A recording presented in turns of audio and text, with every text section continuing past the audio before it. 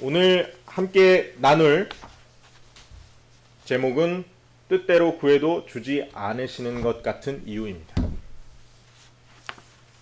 뜻대로 구해도 주지 않으시는 것 같은 이유. 본문 말씀은 마태복음 7장 7에서 11절입니다. 우리가 참 그렇죠. 교회 가면 마치 기도하면 다 주시는 것 같고, 또 간증을 들어보면 기도해서 됐다라는 간증을 어렵지 않게 교회에서는 들을 수 있습니다. 그러나 막상 실제로 나의 현실, 그리고 실제로 교회의 현실 속에서 정말 신실하고 선하고 착하게, 또 믿음 가운데서 진짜 그리스도인으로서 살아가는 사람들 중에서도 기도를 해도 그 기도가 잘 되지 않는 그런 경우를 우리는 더 많이 볼 수 있습니다. 사실은. 오늘은 그 이유에 대해서, 그것의 원인을 찾기보다는 그것이 왜 잘 안 이루어지는 것 같이 우리에게 생각되어지는지를, 그 근본적인 탐구를 한번 오늘 말씀을 통해서 진행을 해보도록 하겠습니다. 성경 말씀이 구하라 라고 하는 주제를 통해서 여러 가지 성경 말씀이 좀 등장을 할 텐데, 특별히 본문으로 마태복음 7장 7에서 11절을 가지고 왔습니다.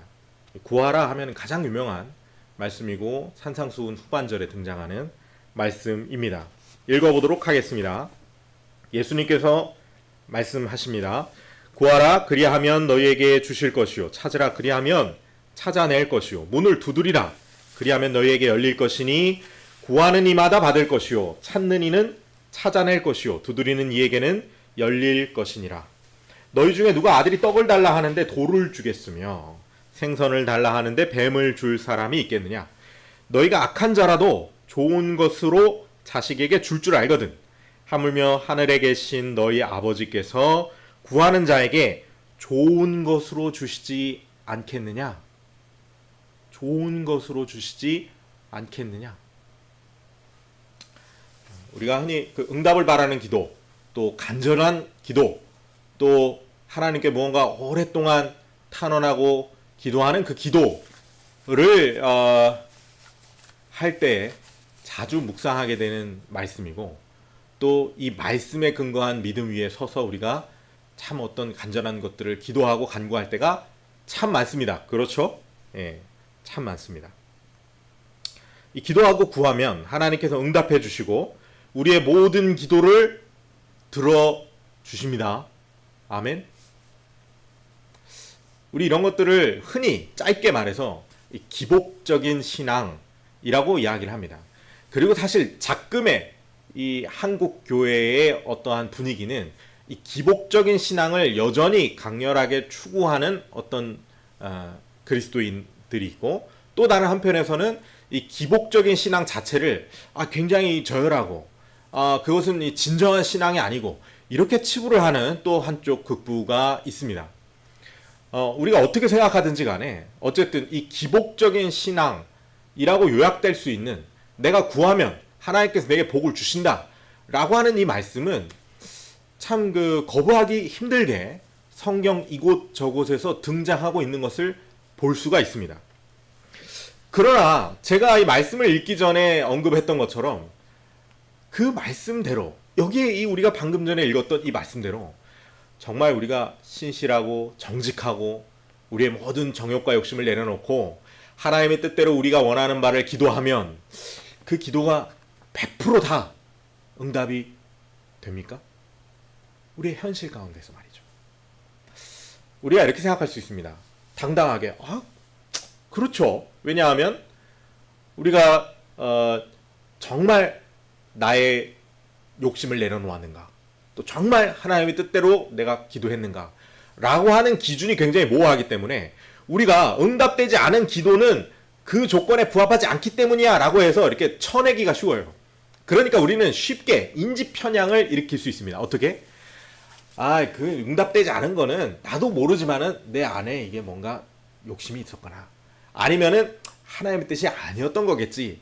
그러니까 사실은 하나님의 뜻대로 나의 욕심을 내려놓고 기도하면 그거는 다 무조건 들어주시는 게 맞을 거야 라고 추측하게 됩니다. 이것은 어디까지나 추측이죠. 그죠? 그러나 사실 정말 정직하게, 정말 솔직하게 우리가 우리 자신을 들여다보고 또 우리 교회를 봤을 때 정말 기도했을 때 기도가 응답되는 어떤 것들을 보면 어떤 경우에는 저 사람은 신앙이 별로인 것 같은데 저렇게 하나님이 기도 응답을 잘 해주시네. 이런 경우도 있죠. 이런 경우도 있습니다. 또 어떤 경우에는 저 사람 참 욕심 없고 참 교회 헌신하고 그리고 예수님 잘 믿고 신앙생활 잘하고 하는 그런 분인데 이상하게 그분은 이게 기도가 뜻대로 되지 않고 기도하는 대로 되지 않고 이 고난이 연속되는 것 같고 이렇게 생각이 들 때가 있습니다. 우리가 그냥 우리의 주변만 보고 인생을 본다면 그분들도 언젠가는 정말 하나님 복을 받을 날이 오겠지 라고 우리가 희망을 부여할 수도 있습니다. 그러나 우리의 역사를 본다면 정말 예수 그리스도를 믿는 모든 사람들은 복을 바라고 그리고 그 복이 임해서 정말 그 복을 누리다가 이 세상을 떠나고 하나님의 은혜 가운데 살다가 떠나고 역사 가운데 모든 그리스도인들이 예외 없이 그럴 수 있었겠는가? 한번 생각해 보자는 겁니다. 정말 솔직하게 역사상의 모든 그리스도인들이 그리스도인이라면 예외 없이 이 말씀대로 그 사람들이 구하는 모든 것들은 다 성취가 되었고 그 사람들은 그런 복을 누리다 갔다 라고 우리가 단언할 수 있는가? 과연 그렇게 단언할 수 있는가? 뭐 이런 사람도 있죠. 기도의 사람이라고 불리우는 조지 뮬러라고 하는 아주 유명한 미국인은 어떻게 조사를 했는지 모르지만 그의 기도 수첩에 기록된 대로라면은 그 사람의 기도가 약 2만 5천 번 이상 응답되었다, 실현되었다 라고 전해지고 있기도 합니다. 뭐 그럴 수도 있겠다. 정말 이런 믿음의 사람은 정말 이 기도하는 대로 다 응답이 되고 그런 삶을 누리는 사람도 분명히 있는 것 같아 보입니다. 그렇죠? 우리 주변에도 보면 특별히 하나님께서 저 사람이 기도하면은 기도를 잘 들어주는 것 같은 그런 사람들이 있기 마련입니다. 그렇죠? 그렇다면 차이가 뭔가? 왜 누구는 그렇고 누구는 또 그렇지 않은가? 다양한 생각을 할 수 있겠죠. 어쨌든 우리가 이 시간에 이 서론 부분에서 분명히 점을 찍어야 하는 점은 기도의 응답 그리고 복을 바라는 기도 이 두 가지는 분명히 성경에 기록되어 있는 것이고 그러나 우리의 현실에 그것을 있는 그대로 적용시켜서 현실을 바라보면은 꼭 100%다 그렇다라고 말하기가 대단히 어렵다. 요 둘 사이에 모순이 있다. 라고 하는 지점에서부터 우리가 오늘의 이 말씀을 이 구하는 것에 대한 이야기를 좀 전개를 해 나가야 할 것 같습니다. 실제로 현실에서 우리의 기도는 많은 경우에 잘 이루어지지 않는 것처럼 보일 때가 많이 있다는 것이죠. 그러나 성경은 분명히 이 기복을 권하고 또 말하고 있습니다. 우리가 방금 본문에서 읽었죠. 마태복음 7장 7절부터 분명히 성경에는 그렇게 기록되어 있습니다. 사실 이 본문 외에도 이 구하면 주시리라 라고 하는 응답은 예수님의 로기아 중에서도 많이 찾을 수 있고 신약 성경 중에서도 또 구약으로 가면 더 확장돼서 그러한 류의 기복적인 신앙을 권하고 또 권면하는 많은 말씀들을 찾을 수가 있습니다. 이처럼 이 성경의 말씀과 실제 우리의 삶 가운데 마주하는 수많은 인생들의 경험 그리고 역사 속을 살아왔던 많은 인생들의 경험, 그리스도인들의 경험과 어떤 괴리가 있는 것 같은 느낌이 듭니다. 이 둘 사이를 일치시키기 위해서는 어떤 해석을 가미해야 될 것만 같은 인위적인 느낌, 있는 그대로의 말씀이 있는 그대로 현실에서 실현되지 않는 것 같은 모양새가 분명히 있다는 것이죠. 우리가 오늘 그 아포리아를 해결해 보고자 합니다. 문제가 발생하는 원인은 우리가 현실을 현생으로 국한시켜서 생각하고 있기 때문입니다. 이것이 결론입니다.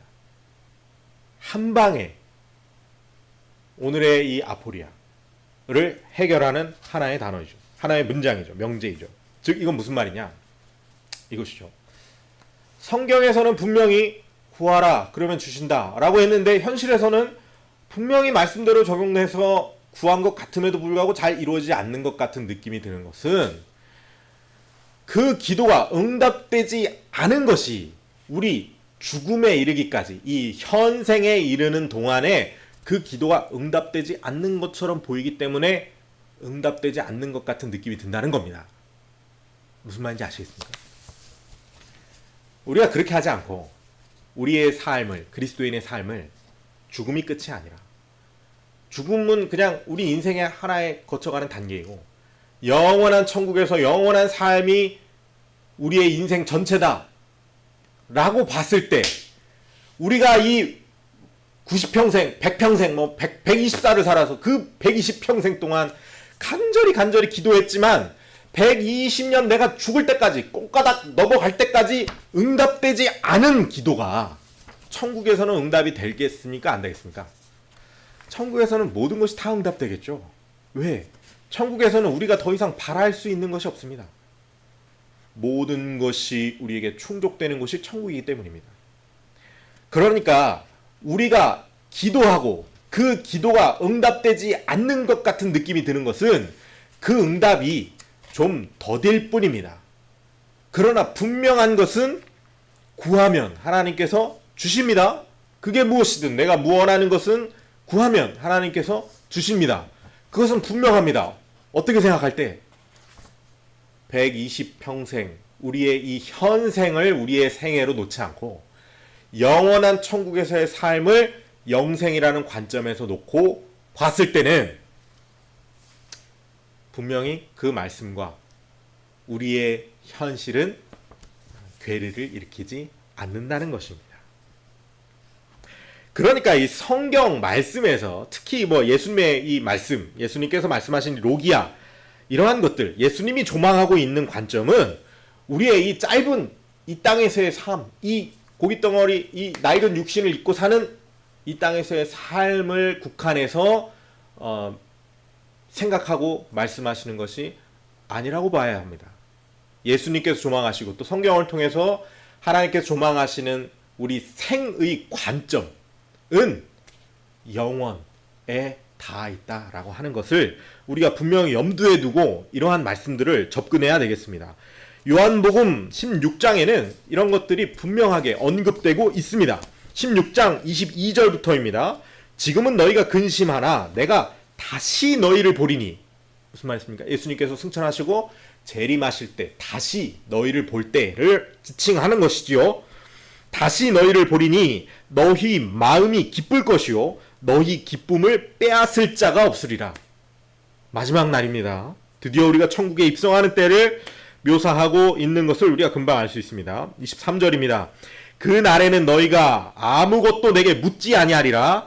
내가 진실로 너희에게 이르노니 너희가 무엇이든지 아버지께 구하는 것을 내 이름으로 주시리라. 언제? 내가 너희를 다시 볼 때 너희의 기쁨을 빼앗을 자가 없게 될 때 그때에는 너희가 무엇이든지 구하는 것을 아버지께서 내 이름으로 너희에게 주시리라. 예수님께서 어떤 관점으로 우리의 생을 조망하시면서 구하라 그러면 주실 것이요 라는 말씀을 하셨는지 여기 분명하게 명시되어 있습니다. 계속 읽어볼까요? 25절입니다. 요한복음 16장 25절. 이것을 비유로 너희에게 일렀거니와 때가 이르면 다시는 비유로 너희에게 이르지 않고 아버지에 대한 것을 밝히 이르리라. 그날에 너희가 내 이름으로 구할 것이요 내가 너희를 위하여 아버지께 구하겠다 하는 말이 아니니 이는 너희가 나를 사랑하고 또 내가 하나님께로부터 온 줄 믿었으므로 아버지께서 친히 너희를 사랑하심이라. 자, 무슨 말입니까? 그날에는 너희가 내 이름으로 구할 것이요. 아버지께 직접 구한다는 얘기죠, 우리가. 예수님께서 우리를 대신하여 아버지께 구해주고 우리에게 전달해주는 그런 유통업자가 되지 않으신다는 겁니다. 그 날에를. 자, 예수님께서 조망하시고 있는 지점이 어디까지인지 우리가 여기서 단적으로 살펴볼 수 있습니다. 사실 아주 이제 우리가 다시 현실로 돌아와서 진짜 지극한 현실을 우리가 바라볼 때에도 우리의 인생을 현생으로 조망을 한 뒤에 이 구하라 그러면 주실 것이오라는 말씀을 적용하기가 대단히 어렵다라고 하는 것을 발견할 수가 있습니다. 지극한 현실을 봅니다. 현생을 관점으로 해서 우리의 짧은 소견이나 우리의 짧은 생각, 그렇죠. 이 땅을 살아가는 우리 그럴 수밖에 없습니다. 그렇죠? 그것에 의한 우리의 어떤 기도나 원함이나 구함, 이런 것들은 사실은 언제나 국소적이고 사소한 것일 수밖에 없지 않습니까? 그렇죠? 여러분이 진짜 이 땅에서의 삶이 야 내가 정말 행복하고 복을 누렸다 라고 할 만한 그런 기도를 지금 당장 한번 생각해 보십시오. 뭐 로또에 한 2번 당첨된다든지 뭐 그죠? 뭐 우리 집 부동산 가격이 갑자기 뭐 10배 뛴다든지 내가 산 주식이 갑자기 막 뭐 상장된다든지 뭐 이런 어떤 생각하십니까? 자, 그런 걸 생각할 수 있죠. 그죠? 전도서 6장입니다. 한번 읽어보도록 하겠습니다. 내가 해 아래에서 한 가지 불행한 일이 있는 것을 보았으니 이는 사람의 마음을 무겁게 하는 것이라. 자, 전도서가 무언가를 봤습니다. 전도자가. 어떤 사람은 그의 영혼이 바라는 모든 소원에 부족함이 없어 재물과 부요와 존귀를 하나님께 받았으나 하나님께서 그가 그것을 누리도록 허락하지 아니하셨으니 다른 사람이 누리나니 이것도 헛되어 그것은 무엇인가 하니 그것은 바로 그 사람이 악한 병에 들렸습니다. 자, 보십시오. 여러분이 구했습니다. 뭐 로또 2번, 뭐 부동산, 뭐 주식, 뭐 다 하나님께서 기도를 들어주셨다고 칩시다. 여기 그대로 나오네요. 그의 영혼에 바라는 모든 소원에 부족함이 없어. 재물과 부요와 존귀를 하나님께 받았으나 악한 병에 걸려서 그가 그것을 하나도 누리지 못하더라. 자, 뭣도 구해야 됩니까? 건강도 구해야 되겠죠, 이제는. 그죠? 자, 끝없이 늘어납니다, 이런 것들은. 전도자가 정확히 통찰했죠. 우리가 이 땅에서 구할 수 있는 어떠한 구함도 사실 그것은 어디까지나 국소적이고 국지적이고 사소한 소원일 수밖에 없지 않습니까? 그것이 아무리 대단한 거라고 할지라도. 여러분이 아주 사랑하는 연인을 만나서 이 사람과 정말 영원히 평생 함께 해주십시오라고 기도를 해봤자 어차피 이 땅에서 영원히 살 수 있나요? 어차피 정말 하나님께서 그 기도를 들어주셔서 죽는 날까지 함께 죽고 죽는 날까지 똑같이 살다가 죽었다고 칩시다. 어쨌든 이 땅에서는 영원히 함께 할 수가 없습니다. 그것이 이 땅에서 우리가 어떤 것을 구할 수 있는 것에 대한 유한성이죠. 이것이 현실입니다. 이 땅에서의 현실이죠. 궁극적인 우리가 기도하는 그 지점, 그 행복, 거기에는 이 유한한 삶, 이 땅에서의 유한한 삶과 필연적인 모순을 낼 수밖에 없는 요소라는 것입니다.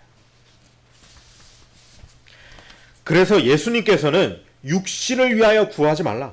오직 하나님의 나라와 의를 구하라고 이미 아까 본문 말씀 앞서서 언급을 하셨습니다. 자, 아까 본문 말씀 마태복음 7장이었습니다. 구하라 그러면 주실 거죠. 무엇이든지 구하라. 두드리라 열릴 것이라. 찾으라 찾을 것이다. 근데 바로 그 앞장입니다. 동일한 산상수훈이죠. 마태복음 6장 25절부터입니다. 그러므로 내가 너희에게 이르노니 목숨을 위하여 무엇을 먹을까 무엇을 마실까 몸을 위하여 무엇을 입을까 염려하지 말라. 목숨이 음식보다 중하지 아니하며 몸의 의복보다 중하지 아니하냐.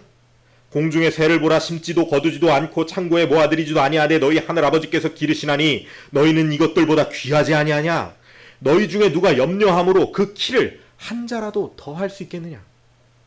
또 너희가 어찌 의복을 위하여 염려하느냐. 들의 백합화가 어떻게 자라는가를 생각하여 보라. 수고도 아니하고 길쌈도 아니하느니라. 그러나 내가 너희에게 말하노니 솔로몬의 모든 영광으로도 입은 것이 이 꽃 하나만 갖지 못하였느니라. 오늘 있다가 내일 아궁이에 던져지는 들풀도 하나님께서 이렇게 입히시거늘 하물며 너희일까 보냐. 믿음이 작은 자들아. 그러므로 염려하여 이르기를 무엇을 먹을까 무엇을 마실까 무엇을 입을까 하지 마라. 이는 이방인들이 구하는 것이라. 너희 하늘 아버지께서는 이 모든 것이 너희에게 있어야 할 줄을 아시느니라. 그런즉 너희는 먼저 그의 나라와 그의 의를 구하라. 그리하면 이 모든 것을 너희에게 더하시리라. 언제? 그날에 우리가 죽고 예수님께서 나의 손을 잡고 우리의 본향으로 들어가는 날, 우리의 모든 기도는 필연적으로 응답될 수밖에 없습니다. 필연적으로. 그렇죠. 그러므로 내일 일을 위하여 염려하지 말라. 내일 일은 내일에 염려할 것이요 한날의 괴로움은 그날의 족하니라. 구원받은 크리스천의 영원한 생을 관점으로 해서 모든 기도는 응답되고 성취되고 이루어질 것이 필연적이라는 것을 분명히 인식하시고 본문 말씀을 보아야 합니다. 그렇죠? 왜? 예수님께서도 이미 앞서도 그 말씀을 하셨고, 그래서 예수님께서 이 다음에, 이 6장의 이 말씀 다음에 7장에 넘어가면서 너희가 구하라 라고 할 때 그 구하라 라고 하는 것은 당연히 진실일 수밖에 없습니다. 왜? 하나님의 나라와 의의를 구한 가운데 우리가 구하는 모든 것은 결국 하나님의 나라가 이 땅 가운데 임할 때에, 예수님께서 다시 우리를 보실 때에, 그때에 우리의 기쁨을 어느 누구도 망칠 수 없을 때에, 없게 될 때에, 그때 그날에 성취될 수 있고 성취될 수밖에 없기 때문입니다. 궁극적인 약속, 모든 기도의 성취는 구원의 날 가운데 완성될 수밖에 없습니다. 히브리서 11장 39절 40절에 이렇게 나옵니다. 이 사람들은 다 믿음으로 말미암아 증거를 받았으나, 여기서 이 사람들은 뭡니까? 히브리서 11장 구약에 등장하는 믿음의 선조들입니다. 믿음장이죠. 믿음의 선조들이 11장에 쫙 나오고 마지막 절입니다. 이 사람들, 그러니까 구약에서 믿음으로 살아갔던 하나님의 백성들, 하나님의 사람들, 선지자들은 다 믿음으로 말미암아 증거를 받았으나, 그러나 약속된 것을 받지 못하였으니, 여기서 받지 못하였으니는 언제를 이야기합니까? 이 사람들이 살아 생전에 받지 못하였다는 겁니다. 그렇죠? 이 현생 가운데는 받지 못하였다. 이는 하나님이 우리를 위하여 더 좋은 것을 예비하셨은즉 우리가 아니면 그들로 온전함을 이루지 못하게 하려 하심이라. 말이 어려운데 이 말은 어려운 말이 아닙니다. 쉬웁니다. 우리가 아니면 그들로 완전함에 이르지 못한다. 이것은 무엇이냐? 하나님께서 그들의 완전함을 우리의 때까지 계속해서 유예시키고 계시다는 겁니다. 언제까지? 예수님 재림하실 때까지. 이 말씀은 어느 세대나 여기에 우리가 그 세대의 우리가 됩니다. 우리가 아니면 그들이 완성되지 못한다. 왜? 그들의 완성은 언제입니까? 우리도 태어나고 우리 후손도 태어나고 우리 후손의 후손도 태어나고, 언제까지는 모르겠지만 어쨌든 예수님 재림하실 때까지의 모든 그 우리가 다 되고, 그리고 마지막 예수님께서 재림하실 때에 그때 우리 모든 약속이 성취되는 것입니다. 히브리서 11장에 등장하는 인물을 포함하여. 로마서 8장 19절입니다. 피조물이 고대하는 바는 하나님의 아들들이 나타나는 것이니.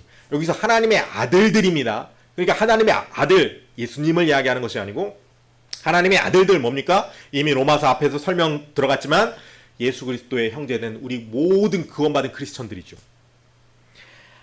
피조물이 고대하는 바는 하나님의 아들들이 나타나는 것이니 라고 사도 바울이 이야기합니다. 피조물이 허무한데 굴복하는 것은 자기 뜻이 아니오 오직 굴복하게 하시는 이로 말미암음이라.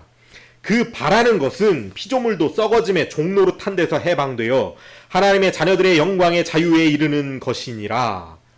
피조물도 무엇을 바란다고요? 그 마지막 때에 정말 하나님의 아들들이 나타나서 모든 기도의 응답, 탄원의 응답, 우리뿐만이 아니라 이 자연계에 있는 수많은 피조물들의 탄원의 응답들. 새가 지저귀는 것은 왜 지저깁니까? 하나님께 자기의 억울함을 탄원하는 것입니다. 저 악한 짐승이 나의 둥지에 새끼를 물어가나이다. 짹짹거립니다. 하나님께 탄원합니다. 왜? 분명히 예수님 말씀하셨잖아요. 아까 하나님께서 기르신다. 하나님께 탄원합니다. 그러니까 피조물도 분명히 그들의 그 간절했던 기도의 응답과 울부짖음이 언제 응답됩니까? 예수님께서 재림하실 때에 응답됩니다. 따라서 피조물도 그때를 고대하고 기대할 수밖에 없습니다. 피조물은 이미 그것을 알고 있다라고 사도 바울이 이야기합니다. 피조물이 다 이제까지 함께 탄식하며 함께 고통을 겪고 있는 것은 우리가 아느니라. 그뿐 아니라 또한 우리 곧 성령의 처음 익은 열매를 받은 우리까지도 속으로 탄식하여 양자될 것 곧 우리 몸의 속량을 기다리느니라. 이 썩을 육신, 옛 육신, 죄에 빠져가는 육신을 벗어버리고 새 나라, 새 부대에 적합한 그 육신을, 그 속량을 기다린다.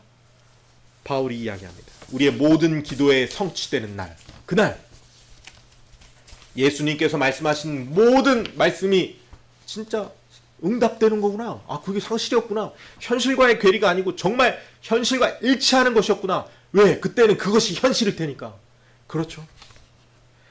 그렇다면 우리는 이 땅에서의 필요에 대해서 구하지 말아야 하는가? 이것이 이제 자연스럽게 우리 가운데 떠오르게 되는 것이죠. 그렇다면 우리 정말 아무런 기도도 구할 필요가 없을까요? 이 땅에서? 왜냐하면 구하지 않아도 어차피 하나님께서 다 기르시고 다 입히시고 우리의 필요를 다 하신다고 하셨습니다. 그죠? 그리고 오직 하나님의 나라와 의를 구하라고 하셨습니다. 그렇죠? 그리고 사실 솔직히 우리가 이 땅에서 구할 수 있는 것들은 국소적이고 어떤 지엽적인 사소한 것들일 수밖에 없다는 것도 우리가 살펴봤습니다. 그렇죠?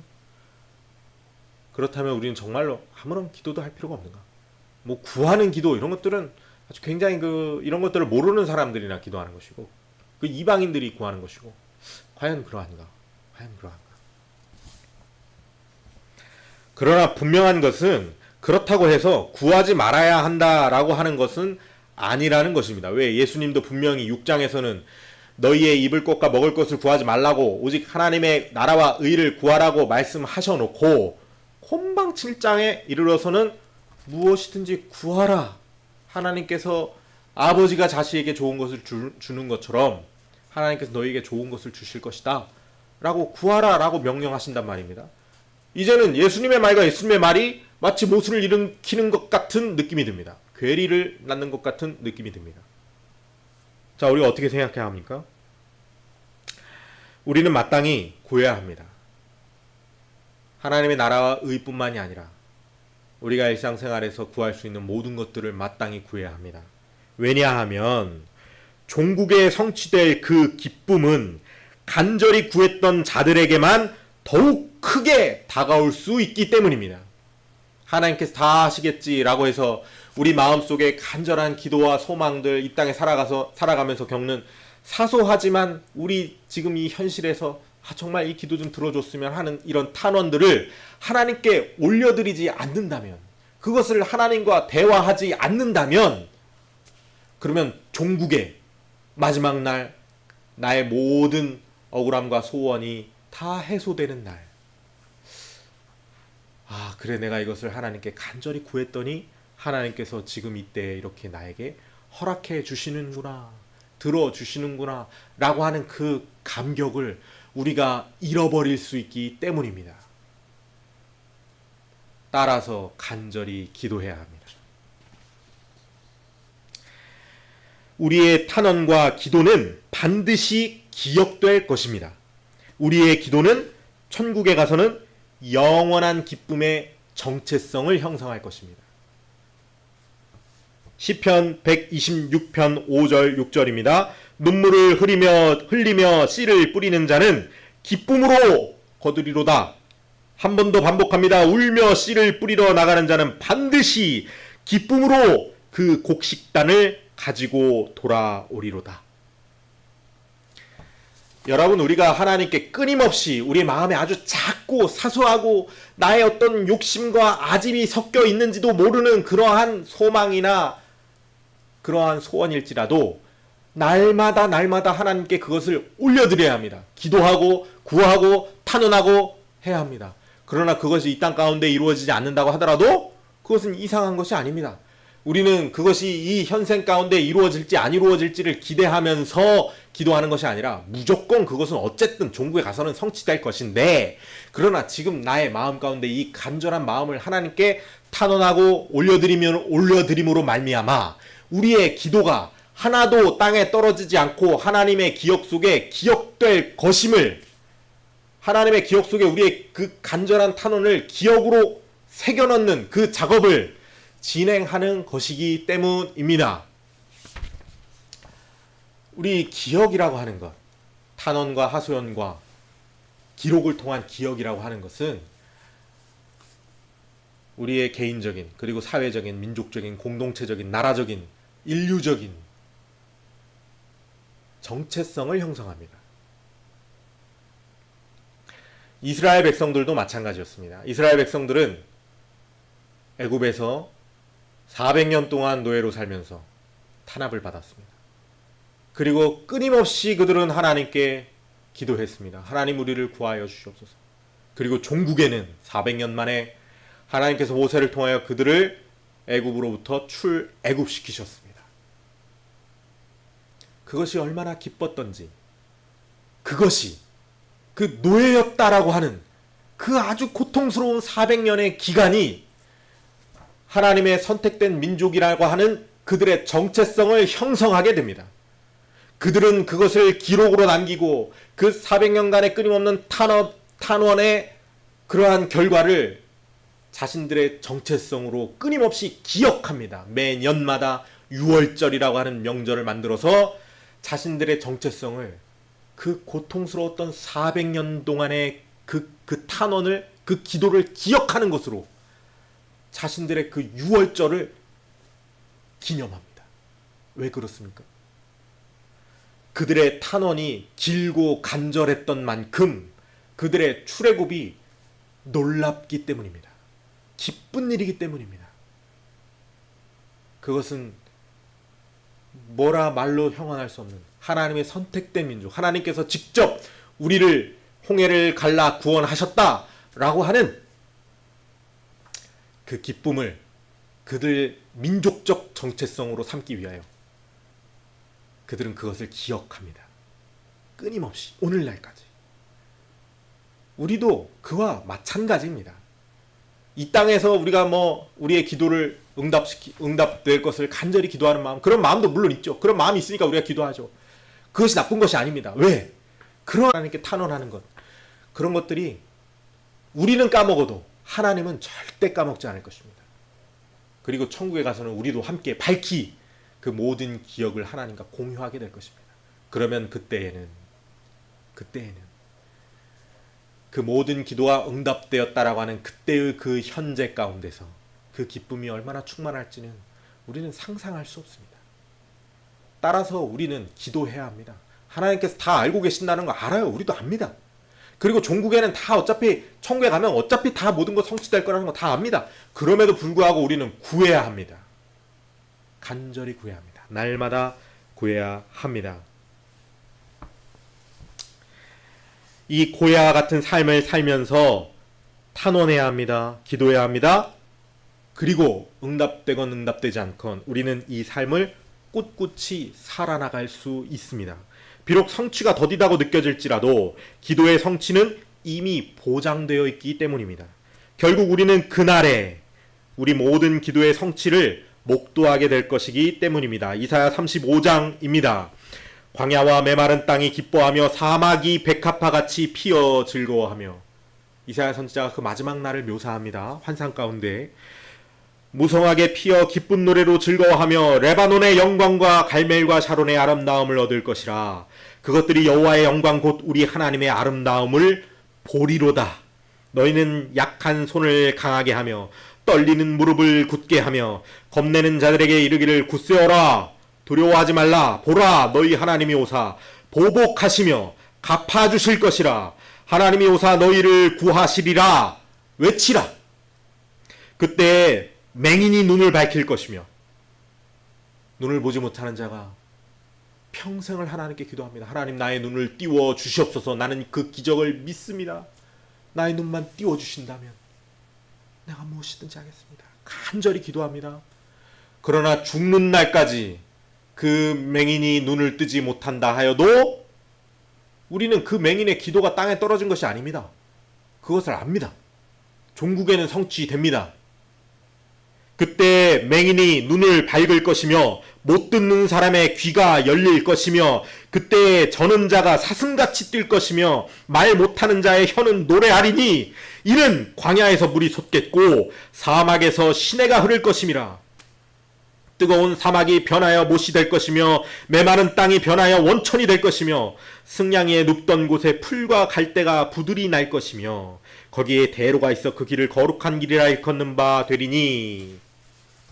이사야 선지자가 분명히 보고 기록했습니다.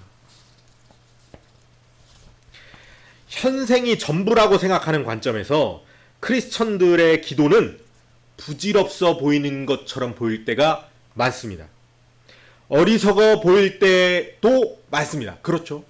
야, 저 사람들 저렇게 하나님 믿고 평생 믿는다 기도하면서 저 사람 인생이 저거밖에 안 되나? 하나님께서는 뭐하고 저 사람 저렇게 고통스럽게 삶을 살아가는데도 저 기도도 안 들어주시나? 하하, 종교 다 부질없구나 라고 생각할 수 있다는 것이죠. 그러나 십자가를 통해 구원을 얻고 영생을 바라보고 있는 우리는 우리의 모든 탄원과 기도가 종국에는 하나님의 능력 가운데 성취될 것이라는 것을 알고 있기 때문에 우리의 탄원이 절대 부질없는 것이 아닙니다. 사도 바울은 그래서 이렇게 이야기합니다. 고린도전서 1장 18절입니다. 십자가의 도가 멸망하는 자들에게는 미련한 것이요 구원을 받는 우리에게는 하나님의 능력이라. 십자가의 도를 통해서 보지 않으면 우리의 그 기도가 죽는 날까지 탄원하는 그 기도가 어리석어 보입니다. 그러나 우리의 눈에는 그렇게 보이지 않습니다. 야, 대단하다. 저 모든 기도가 결국에는 성취될 것이 감격이로다. 따라서 우리의 삶에 고해가 있다면 하나님께 당당히 구해야 합니다. 마음에 근심과 걱정이 있습니까? 하나님께 탄원하십시오. 날마다 탄원하십시오. 간절히 바라고 원하는 것이 있습니까? 그것이 내 욕심인가 내 종욕인가 따지지 마십시오. 그걸 뭐하러 따집니까? 간절히 기도하십시오. 히브리서 4장 16절입니다. 그러므로 우리는 긍휼하심을 받고 때를 따라 돕는 은혜를 얻기 위하여 은혜의 보좌 앞에 담대히 나아갈 것이니라. 언제든지 하나님께서 오라 하십니다. 우리는 담대히 나가 우리의 억울함, 우리의 간절한 소망, 때때로 우리의 욕심도 하나님께 말씀드릴 수 있습니다. 부끄러움 없이 담대하게 하나님 앞에 모든 것을 털어놓을 수 있습니다. 그리고 그것이 필요합니다. 왜? 여러분, 그런 것이 없으면 그것이 어떻게 부부 생활입니까? 그렇죠. 나의 사소한 욕심이라고 하더라도 우리가 함께 그것을 나눌 수 있어야 하지 않습니까? 그것이 진정한 애정관계이죠. 또한 우리의 모든 기도는 응답과 성취가 보장되어 있다는 것을 우리는 거듭해서 살펴보았습니다. 로마서 8장에도 바울이 이것을 아주 명확하고 아주 전체적으로 조망하고 이야기하고 있습니다. 이렇게 이야기하죠. 자, 어떻게 얘기합니까? 하나님께서 그의 아들을 내어주신 이가, 하나님께서 그의 아들을 내어주셨는데 어찌 그의 아들과 함께 그 모든 것을 우리에게 주시지 아니하시겠느냐. 여러분 생각해 보십시오. 우리의 기도가 당연히 응답될 수밖에 없다라고 하는 것은 이미 이 복음의 이 원리 가운데 이미 전제되어 있습니다. 아니, 하나님께서 독생자 예수 그리스도 자기 자신을 내어주셨습니다. 누구를 위하여? 우리를 위하여. 아, 그런데 어떻게 그거 내줬는데 다른 거 안 주시겠냐는 겁니다. 바울이 이야기죠. 바울. 예수님을 내어줬는데 어떻게 다른 모든 걸 안 줄 수가 있겠니? 야, 예수님 줬지만 내가 이거는 이거까지는 야, 예수님 줬잖아. 그러니까 이거는 안 줄래. 하나님께서 그러시겠냐는 겁니다. 그럴 수가 없다는 겁니다. 왜? 예수님은 하나님 자신이에요. 하나님 자기 자신을 전부 내어준 거예요. 그러니까 따라서 예수님을 내어주셨다는 건 안에 이미 모든 것을 내어주셨다라고 하는 것을 포함되어 있습니다. 따라서 그 모든 것들은 다 필연적으로 얻어지는 것일 수밖에 없다는 것을 바울이 점 찍고 있는 것이죠. 분명하게. 우리의 기대는 현생에 국한되어 있지 않습니다. 현생을 포함하여 영원한 영생까지 우리의 기대가 확장되어 있습니다. 따라서 우리는 기도하면서 기대할 수 있습니다. 우리에게 죽음은 단지 우리의 생의 한 지점에 불과하지 기도 응답의 최종적인 제한 지점이 아니라는 것입니다. 우리가 기도했는데 하나님이 응답 안 된다? 나 내일 죽을 것 같은데 하나님 오늘 응답 안 해주시나? 죽는 날까지 응답 안 해주시나? 그렇게 생각하지 않는다는 것이죠. 왜? 죽음이라고 하는 것은 우리의 영원한 생 가운데 그냥 한 지점입니다. 그냥 오늘이에요. 오늘. 내일이 있습니다. 하나님 나라에서의 내일이죠.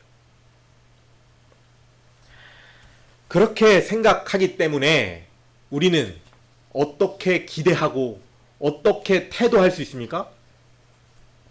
자, 간절히 기도합니다. 하나님 앞에. 그러나 그것이 이 땅 가운데 이루어지지 않을 수도 있어요. 그러나 우리가 그렇다고 해서 기대하지 않는 겁니까? 아니요. 계속 기도하는 겁니다. 기도하고 그리고 계속 기대하는 겁니다. 기대하지만 응답되지 않는다고 해서 이 땅 가운데 응답되지 않는다고 해서 실망하지도 않고 그렇다고 해서 구하지 않는 것도 아니고 계속해서 구하는 거고. 자, 이것이 어떻게 가능하다고요? 우리의 생은 영혼에 걸쳐서 확장되어 있고 연장되어 있기 때문에 가능하다는 겁니다. 다니엘서의 사드락과 메삭과 아벳느고가 정확하게 이러한 신앙을 가지고 있었다고 보여집니다. 이 장면을 보면 그렇게 보이거든요. 다니엘서 3장입니다. 3장 16절부터입니다. 사드락과 메삭과 아벳느고가 왕에게 대답하여 이르되 느부갓네살이여 우리가 이 일에 대하여 왕에게 대답할 필요가 없나이다. 왕이여 우리가 섬기는 하나님이 계시다면 우리를 맹렬히 타는 풀무불 가운데서 능히 건져내시겠고 왕의 손에서도 건져내시리이다. 그러나 그렇게 하지 아니하실지라도 왕이여 우리가 왕의 신들을 섬기지도 아니하고 왕이 세우신 금신상에 절하지도 아니할 줄을 아옵소서. 무슨 말인지 아시겠죠? 영원한 생 가운데서 우리의 삶을 조망하지 않는다면 이들의 태도가 도무지 이해되지 않는 것입니다. 우리는 오늘 정확하게 이들의 태도를 이해했습니다.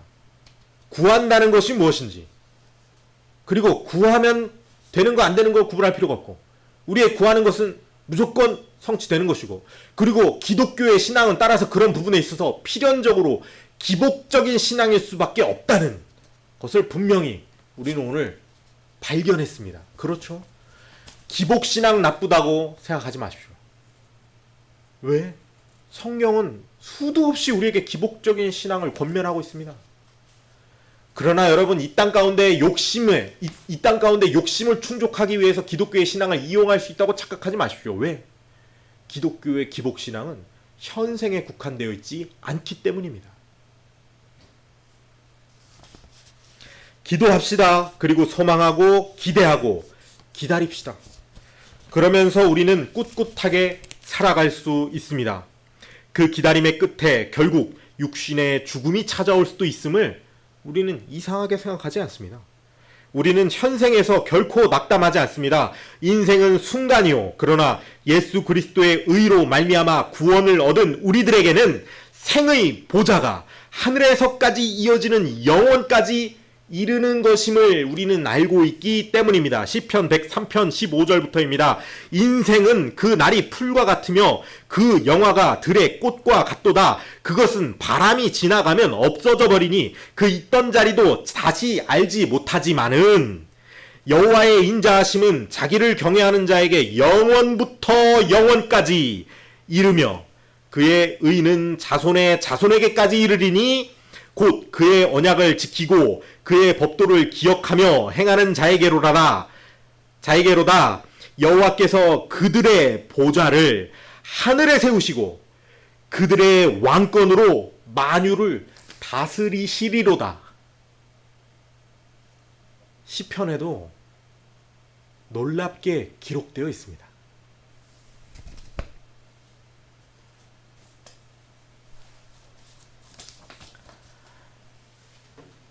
이 시간 처음에 불렀던 우리 함께 기도에 찬양하면서 오늘 함께 묵상한 말씀을 기억하고 오늘 예배를 마치도록 하겠습니다.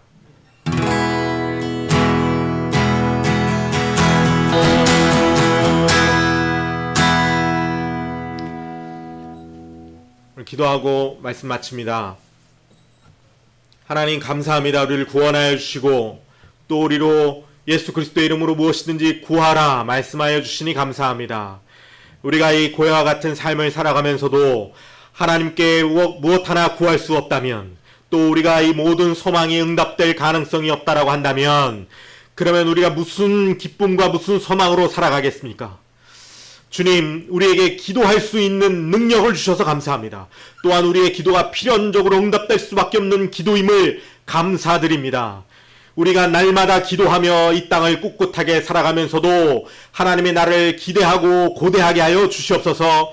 우리의 마음 가운데 하나님을 향한 사랑과 또한 그로 말미암은 기도의 담대함과 또한 그로 말미암은 우리 마음 가운데 모든 소원을 탄원할 수 있는 자유함과 또한 그로 말미암은 하나님 나라에 대한 끊임없는 소망을 갖게 하여 주시옵소서.